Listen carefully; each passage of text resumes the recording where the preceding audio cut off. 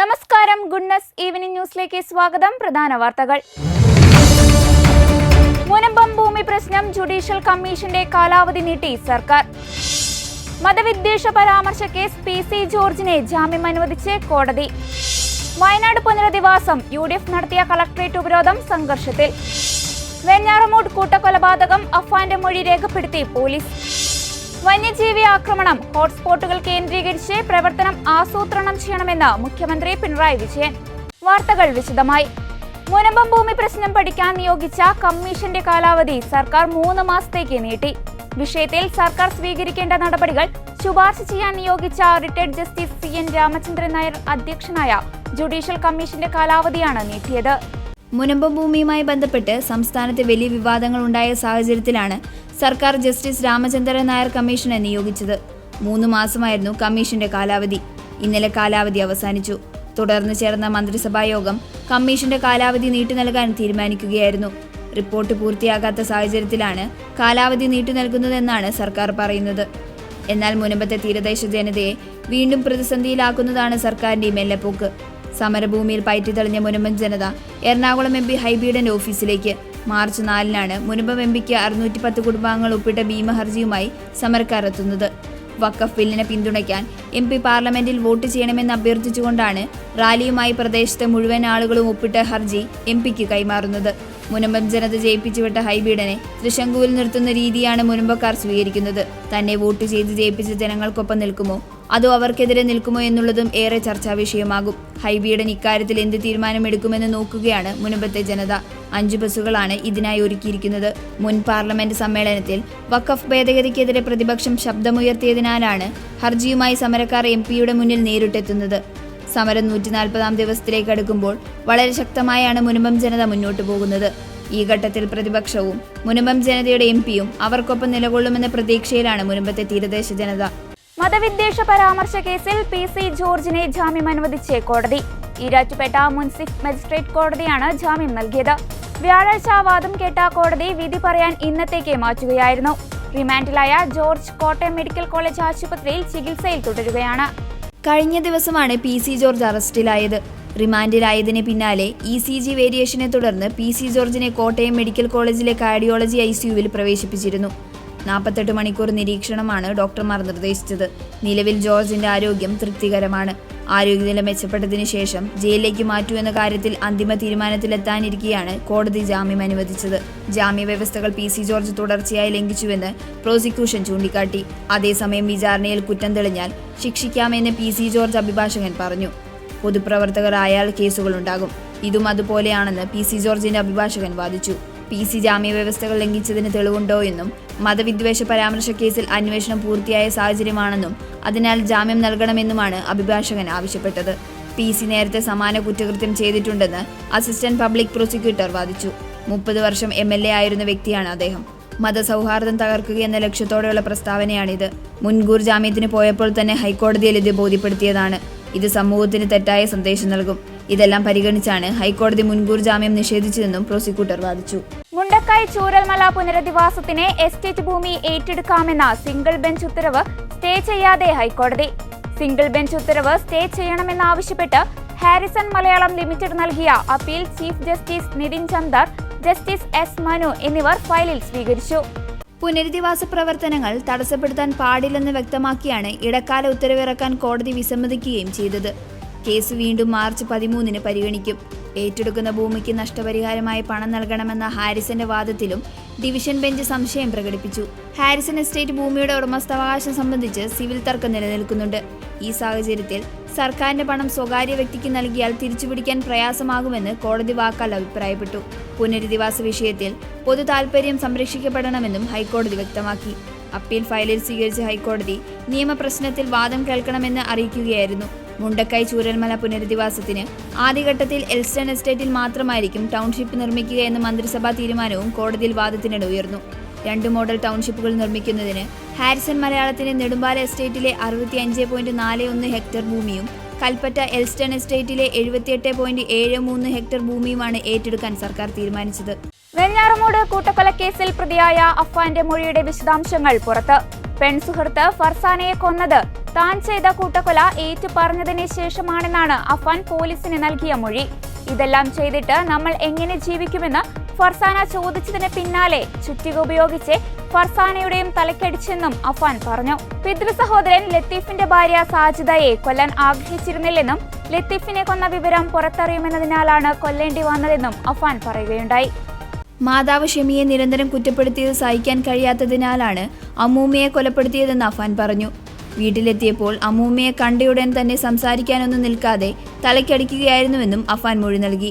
കുടുംബത്തിലെ സാമ്പത്തിക പ്രതിസന്ധിക്ക് കാരണം ഷെമിയാണെന്ന് അമ്മൂമ്മ സൽമ ബീവി നിരന്തരം കുറ്റപ്പെടുത്തിയിരുന്നു. മാതാവിനെ സ്ഥിരമായി കുറ്റം പറയുന്നത് തനിക്ക് സഹിക്കാൻ കഴിഞ്ഞില്ലായിരുന്നുവെന്നും അഫാൻ പറഞ്ഞു. അതിനിടെ അഫാന്റെ പിതാവ് അബ്ദുൾ റഹീം സൗദിയിൽ നിന്ന് നാട്ടിൽ തിരിച്ചെത്തി.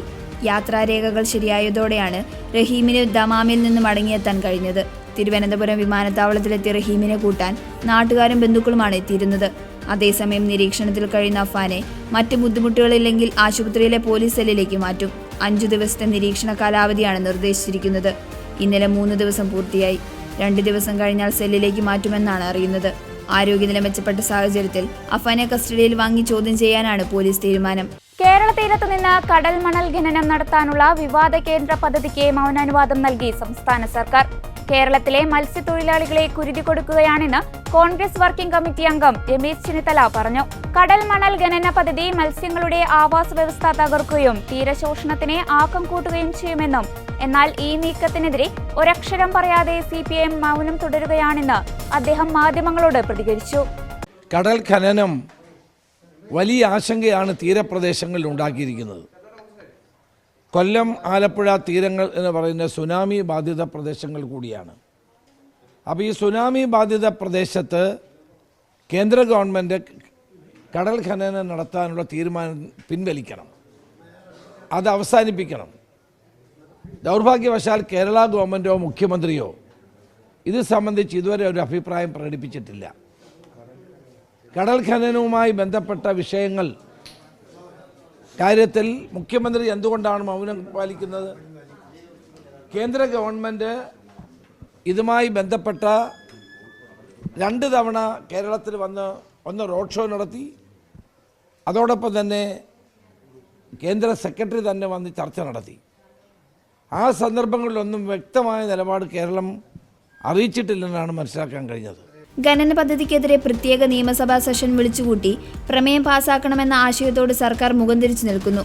ഇപ്പോഴിതാ ഖനി മന്ത്രാലയം കടൽ മണൽ ഖനനത്തിനു വേണ്ടി നടത്തിയ റോഡ് ഷോയുടെയും മറ്റു ചിലവ് വഹിച്ചിരുന്നതും കേരള സർക്കാരാണെന്ന് വാർത്തകൾ പുറത്തു വന്നിരുന്നു. ഇത് കേന്ദ്ര സർക്കാരുമായുള്ള ഒത്തുകളിയും കൊള്ളയടിക്കാനുള്ള തയ്യാറെടുപ്പാണെന്നും ചെന്നിത്തല ആരോപിച്ചു. CPIM-ഉം കേരള സർക്കാരും കേരളത്തിന്റെ തീരദേശത്തെ കുരുതി കൊടുക്കാനുള്ള ഗൂഢപദ്ധതിക്ക് കൂട്ടുനിൽക്കുകയാണ്. കേരളത്തിലെ ലക്ഷക്കണക്കിന് മത്സ്യത്തൊഴിലാളികൾക്ക് അവരുടെ പാരമ്പര്യ തൊഴിൽ നിഷേധിക്കുന്നതിലേക്കാണ് ഈ നീക്കം നയിക്കുന്നത്.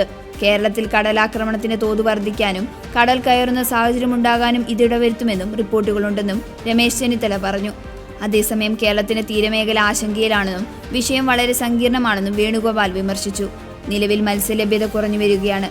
തകർന്നു കിടക്കുന്ന മത്സ്യമേഖലയെ നടപടി വലിയ രീതിയിൽ ബാധിക്കും. പാരിസ്ഥിതിക ആഘാത പഠനം നടത്തുമെന്ന് പറയുന്നത് വിചിത്രമായ നടപടിയാണ്. ടെൻഡർ നടപടികൾ നിർത്തിവെക്കണമെന്നും നടക്കുന്നത് കള്ളക്കളിയാണെന്നും അദ്ദേഹം പ്രതികരിച്ചു. വിഷയത്തിൽ സംസ്ഥാന നിയമസഭ പ്രമേയം പാസാക്കണം. സംസ്ഥാന സർക്കാരും ഇക്കാര്യത്തിൽ കള്ളക്കളി നടത്തുന്നുവെന്നും അദ്ദേഹം വിമർശിച്ചു. സർക്കാർ കേരളത്തിനൊപ്പമാണെങ്കിൽ മെല്ലെപ്പോക്ക് അവസാനിപ്പിക്കണം. ടെൻഡർ നടപടികൾ നിർത്തിവെച്ച് പാരിസ്ഥിതിക ആഘാത പഠനം നടത്തണമെന്നും അദ്ദേഹം ആവശ്യപ്പെട്ടു. ഇപ്പോൾ ആദ്യത്തെ ഘടനാ ഏരിയയായിട്ട് അവർ എടുത്തിരിക്കുന്നത് കൊല്ലം മുതൽ ചവറ വരെയുള്ള ഭാഗമാണ്. നിങ്ങൾക്കെല്ലാവർക്കും അറിയാം, അവിടെ മത്സ്യസമ്പത്ത് ഏറ്റവും വളരെ ധാരാളമായി ലഭിക്കുന്ന ഒരു മേഖലയാണ് കൊല്ലം ചവറ മേഖല. അത് കഴിഞ്ഞ് ആലപ്പുഴയിൽ അവർ കണ്ടെത്തിയിരിക്കുന്നത് ആലപ്പുഴയുമായി ബന്ധപ്പെട്ടുള്ള മേഖല തോട്ടപ്പള്ളി മേഖലയാണ്. ചാവക്കാടും പൊന്നാനിയും. സ്വതവേ മത്സ്യബന്ധനം നടത്തുന്ന തൊഴിലാളികളോട് ചോദിച്ചാൽ അറിയാം, മത്സ്യലഭ്യത വളരെ കുറഞ്ഞുകൊണ്ടിരിക്കുകയാണ് ഓരോ ദിവസം കഴിയുന്തോറും.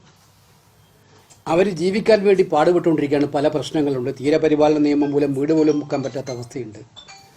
ആ തകർന്നു കിടക്കുന്ന മത്സ്യമേഖലയെ കൂടുതൽ ഗുരുതരമായ അവസ്ഥയിലേക്ക് എത്തിക്കാൻ വേണ്ടി മാത്രം സൃഷ്ടിച്ചെടുത്ത ഒന്നാണ് കടൽ മണൽ ഖനനം. വന്യജീവി ആക്രമണ സാധ്യത കൂടിയതായി കണ്ടെത്തിയ ഹോട്ട്സ്പോട്ടുകൾ കേന്ദ്രീകരിച്ച് സവിശേഷമായ പ്രവർത്തനങ്ങൾ ആസൂത്രണം ചെയ്യണമെന്ന് മുഖ്യമന്ത്രി പിണറായി വിജയൻ. മനുഷ്യ വന്യജീവി സംഘർഷവുമായി ബന്ധപ്പെട്ട് സ്വീകരിച്ചു വരുന്ന നടപടികൾ വിലയിരുത്തുന്നതിന് മുഖ്യമന്ത്രിയുടെ കോൺഫറൻസ് ഹാളിൽ ചേർന്ന ഉന്നതതല യോഗത്തിൽ സംസാരിക്കുകയായിരുന്നു അദ്ദേഹം. വന്യജീവി ആക്രമണം രൂക്ഷമായ 273 ഗ്രാമപഞ്ചായത്തുകളുണ്ട്. 75 നിയമസഭാ മണ്ഡലങ്ങളിലായാണ് ഈ പഞ്ചായത്തുകൾ സ്ഥിതി ചെയ്യുന്നത്. വന്യജീവി സംരക്ഷണ പ്രതിരോധ പ്രവർത്തനങ്ങൾക്കായി വന്യജീവി സംഘർഷം കൂടുതലുള്ള പഞ്ചായത്തുകളിൽ സന്നദ്ധ പ്രവർത്തകരുടെ പ്രൈമറി റെസ്പോൺസ് ടീം രൂപീകരിക്കും. ചീഫ് സെക്രട്ടറി അധ്യക്ഷനായ സംസ്ഥാനതല സമിതി യോഗം ചേർന്ന് ജില്ലാ പ്രാദേശികതല സമിതികളുടെ പ്രവർത്തനങ്ങൾ സംബന്ധിച്ച് രൂപരേഖ തയ്യാറാക്കണം. സംസ്ഥാനതല സമിതി കൃത്യമായ ഇടവേളകളിൽ യോഗം ചേർന്ന് പുരോഗതി വിലയിരുത്തണം. ജില്ലാതല സമിതിയിൽ അതാത് മേഖലയിലുള്ള MP MLA-മാരെ ഉൾപ്പെടുത്തണമെന്നും മുഖ്യമന്ത്രി നിർദ്ദേശിച്ചു. വനം വകുപ്പ് ആസ്ഥാനത്ത് പ്രവർത്തിക്കുന്ന കൺട്രോൾ റൂം സംസ്ഥാന ദുരന്ത നിവാരണ അതോറിറ്റിയുമായി ചേർന്ന് പ്രവർത്തിക്കണം. കൺട്രോൾ റൂം വഴി പുറപ്പെടുവിക്കുന്ന നിർദ്ദേശങ്ങൾ, വന്യമൃഗ ആക്രമണം സംബന്ധിച്ച വിവരങ്ങൾ എന്നിവ ജില്ലാ കലക്ടർ, പോലീസ് മേധാവി, ഇതര വകുപ്പുകൾ തുടങ്ങിയവർക്ക് ലഭ്യമാക്കി തുടർ പ്രവർത്തനങ്ങൾ ഏകോപിപ്പിക്കണം. മനുഷ്യ വന്യജീവി സംഘർഷം ലഘൂകരിക്കുന്നതിന് നിർദ്ദേശങ്ങൾ നൽകാനും പുരോഗതി വിലയിരുത്താനും സംസ്ഥാന, ജില്ലാ, പ്രാദേശിക തലങ്ങളിൽ 4 സമിതികൾ രൂപീകരിച്ചിട്ടുണ്ട്. പ്രാദേശിക സമിതികൾ കാര്യക്ഷമമായി പ്രവർത്തിക്കണമെന്നും മാർച്ച് 15-നകം മുഴുവൻ സമിതികളും രൂപീകരിക്കണമെന്നും മുഖ്യമന്ത്രി നിർദ്ദേശിച്ചു. വന്യജീവി ആക്രമണം നേരിടാൻ ഓരോ പ്രദേശത്തിൻ്റെയും പ്രത്യേകതകൾ വെച്ച് ഉചിതമായ നടപടികൾ സ്വീകരിക്കണം. വന്യജീവികൾ കൃഷി നശിപ്പിക്കുന്നതും കന്നുകാലികൾ ഉൾപ്പെടെയുള്ള മൃഗങ്ങളെ ആക്രമിക്കുന്നതുമായി ബന്ധപ്പെട്ട നഷ്ടപരിഹാരം കാലാനുസൃതമായി പരിഷ്കരിക്കുന്നത് പരിഗണിക്കും. ലൈഫ് ഇൻഷുറൻസ് ഏർപ്പെടുത്തുന്നതും പരിശോധിക്കുമെന്നും മുഖ്യമന്ത്രി പറഞ്ഞു. ഇതിന് വനം, കൃഷി, മൃഗസംരക്ഷണം, ധനവകുപ്പുകളുടെ സെക്രട്ടറിമാർ ചീഫ് സെക്രട്ടറിക്ക് നിർദ്ദേശം നൽകണം. വന്യജീവി ആക്രമണം പ്രതിരോധിക്കാൻ ആധുനിക സാങ്കേതിക വിദ്യ ഉപയോഗിക്കുന്നത് ശക്തിപ്പെടുത്തുമെന്നും മുഖ്യമന്ത്രി പിണറായി വിജയൻ കൂട്ടിച്ചേർത്തു. വയനാട് പുനരധിവാസത്തിൽ വീഴ്ചയെന്നാരോപിച്ച് UDF നടത്തിയ കളക്ടറേറ്റ് ഉപരോധം സംഘർഷത്തിൽ.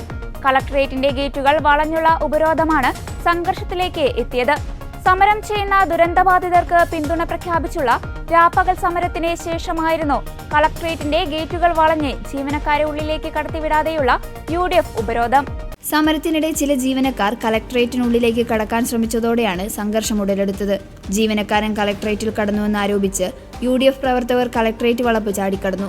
ഒരു ജീവനക്കാരനെയും കളക്ടറേറ്റിനകത്ത് കയറ്റാൻ സമ്മതിക്കില്ലെന്ന് നേതാക്കൾ പറഞ്ഞു. പോലീസ് സമരവേദിയിലെത്തി പ്രതിഷേധക്കാരെ അറസ്റ്റ് ചെയ്ത് നീക്കിയതോടെ നേതാക്കളെ അറസ്റ്റ് ചെയ്ത് കൊണ്ടുപോകുന്ന വാഹനത്തിന് മുന്നിൽ കയറിയും പ്രതിഷേധ പ്രകടനം നടന്നു. 10 സെന്റ് ഭൂമിയെങ്കിലും ഓരോ കുടുംബത്തിന് നൽകണമെന്നാണ് സമരക്കാരുടെ പ്രധാന ആവശ്യം. ദുരന്തം നടന്ന 7 മാസത്തോളം കാലം ആരും പ്രക്ഷോഭത്തിലേക്ക് പോയിട്ടില്ലെന്നും സഹികെട്ടാണ് ദുരിതബാധിതർ സമരത്തിനിറങ്ങിയതെന്നും കോൺഗ്രസ് നേതാവ് T. സിദ്ദിഖ് MLA മാധ്യമങ്ങളോട് പ്രതികരിച്ചു. അന്ന് പ്രധാനമന്ത്രിക്കൊപ്പം ഇവിടെയെത്തിയ മുഖ്യമന്ത്രി പിന്നീട് ഇതുവരെ ആരെയും തിരിഞ്ഞു നോക്കിയിട്ടില്ല. ദുരിതബാധിതരുടെ സമരത്തെ പൊളിക്കാൻ അനുവദിക്കില്ലെന്നും UDF ദുരിതബാധിതർക്കൊപ്പമുണ്ടാകുമെന്നും സമരത്തിന് നേതൃത്വം നൽകുമെന്നും കോൺഗ്രസ് നേതാവ് T. സിദ്ദിഖ് MLA വ്യക്തമാക്കി. ഇവിടെ സത്യത്തിൽ ഒരു വളരെ സമാധാനപരമായി നടന്ന സമരം, ഒരക്രമം ഇന്നലെ വൈകുന്നേരം 3 മണിക്ക് ആരംഭിച്ച സമരം ഒരു പ്രശ്നമില്ല, വളരെ സമാധാനപരമായി നടക്കുകയാണ്. 7 മാസക്കാലമായി ജനം അവരുടെ വിഷമം താങ്ങുകയാണ്. 7ാമത്തെ മാസമാണ് ഞങ്ങൾ സമരത്തിനിറങ്ങിയത്. ഈ സമരത്തെ പൊളിക്കാൻ പോലീസിനെ ഉപയോഗിച്ച് പൊളിക്കാൻ, പോലീസ് കൈപിടിച്ച് മുന്നോട്ട് കയറ്റുക, പോലീസിനെ കൈപിടിച്ച് കയറ്റാൻ പോലീസിനെ ജോലി ഏൽപ്പിച്ചിട്ടുണ്ടോ? അങ്ങനെ ഏർപ്പാടുണ്ടോ? സമരത്തെ പൊളിക്കാൻ പോലീസിനെ ഉപയോഗിച്ച് ഭരണകൂടം ഗൂഢാലോചന നടത്തുക, അങ്ങനെയൊന്നും നടക്കില്ല. ദുരന്ത ബാധിതർ നേതൃത്വം കൊടുക്കുന്ന സമരമാണിത്. ഈ സമരം പൊളിക്കാൻ ഒരു ശക്തിയെയും അനുവദിക്കുന്ന പ്രശ്നമില്ല. കേരളത്തിൽ UDF-ന് മൂന്നാമതും ഭരണം നഷ്ടപ്പെടാൻ പാടില്ലെന്നും അതിനനുസരിച്ച് ഉയർന്നു നിൽക്കാൻ പാർട്ടിക്ക് സാധിക്കണമെന്നും തിരുവഞ്ചൂർ രാധാകൃഷ്ണൻ. ഹൈക്കമാൻഡ് വിളിച്ചു ചേർത്ത യോഗത്തിൽ പങ്കെടുക്കാൻ ഡൽഹിയിൽ എത്തിയപ്പോഴാണ് അദ്ദേഹത്തിന്റെ പ്രതികരണം. നമുക്കിവിടെ വേണ്ടതെന്താ? നിലവിലുള്ളതിനേക്കാൾ സാഹചര്യം മുമ്പോട്ട് പോകണം. അതേത് രാഷ്ട്രീയ പാർട്ടി ആഗ്രഹിക്കാത്തത്?